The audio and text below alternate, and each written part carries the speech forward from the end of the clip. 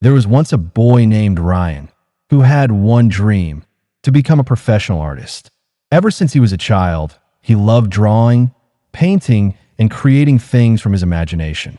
His room was filled with sketches, colors, and unfinished paintings. But there was one problem: no one believed in him.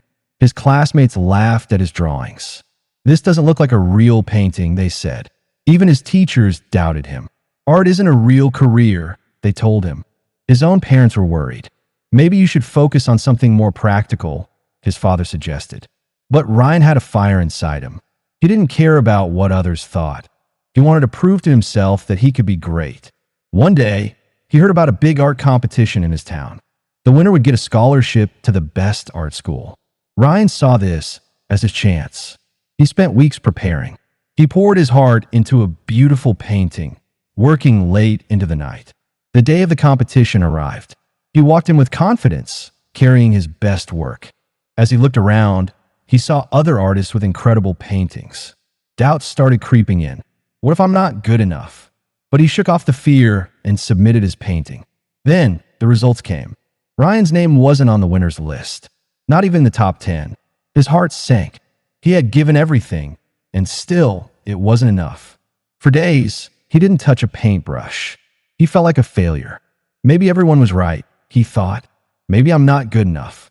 But then something changed. As he stared at his losing painting, he realized something. It wasn't about winning. It was about getting better. The artists who won weren't lucky. They had practiced more, learned more, failed more. Ryan wiped his tears and picked up his brush again. "I'm not stopping here," he told himself. Every day he practiced. He studied famous artists, experimented with new techniques, and improved his skills. He entered more competitions and lost again and again, but he didn't give up. After years of struggle, Ryan finally got his first big break.